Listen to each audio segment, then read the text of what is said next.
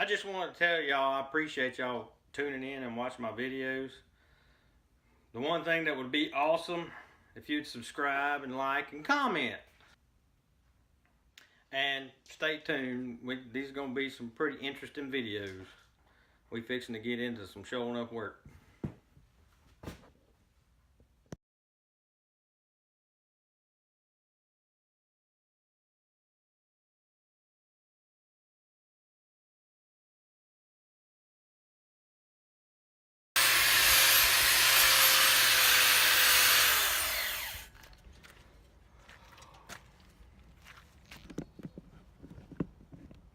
One thing you definitely need to remember, anytime you're using a grinder, wear your safety glasses.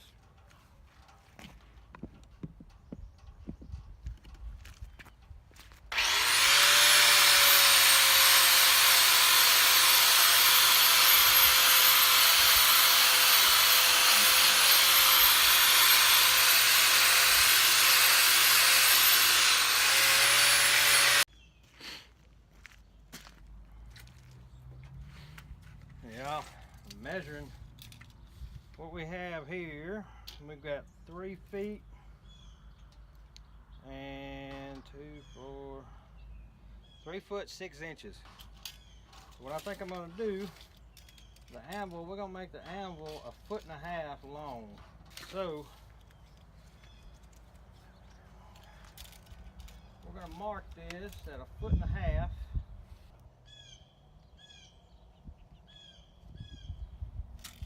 And then what I'm going to do, I'm going to come back on this end and mark 1.5 feet.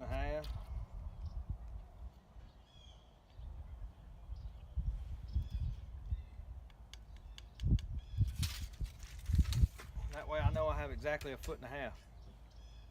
If you measure down and then measure down another 1.5 feet, once you cut it with the torch, you're missing a lot of material there. So we're going to mark this and cut it on the inside of the lines, and then we'll have a piece that we could test with.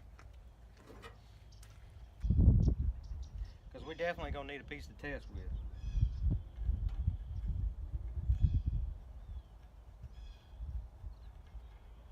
We might just find out a whole bunch of ways not to do it.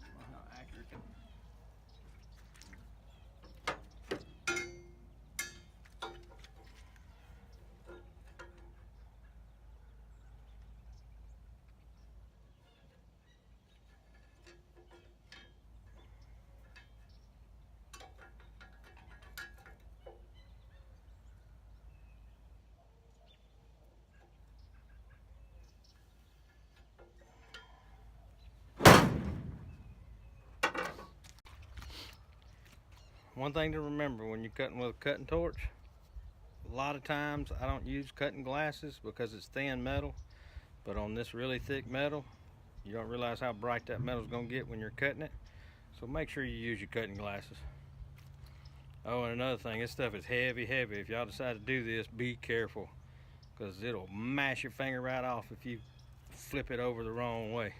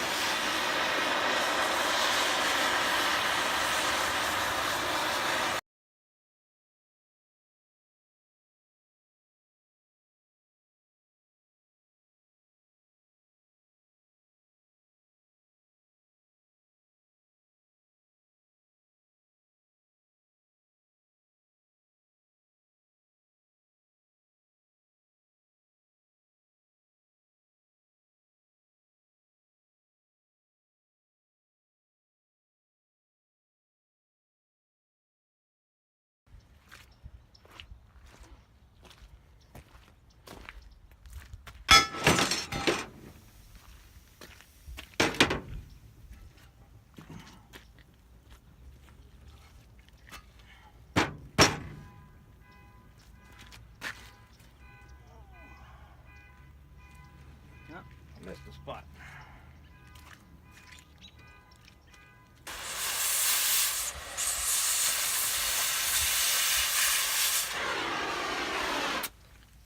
I think it just gave up. When you do this, you get out of the way, don't let it hit you. That's some thick metal. It's hot now too. Well, there's one. I'm gonna stick it in the mud hole and let it cool off. One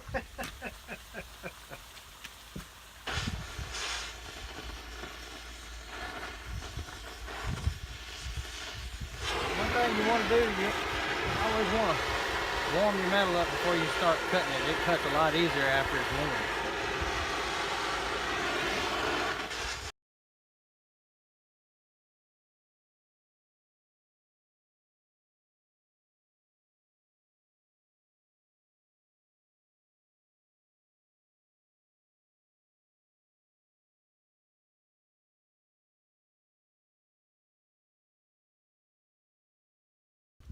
Alright, y'all. We got our two pieces. Let it cool off. We got a small piece to do some test welding on.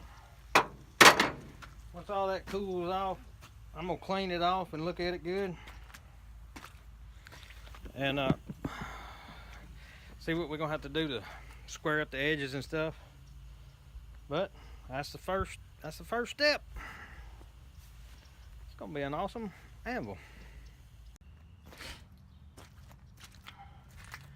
Well, we got our two pieces of metal cleaned up.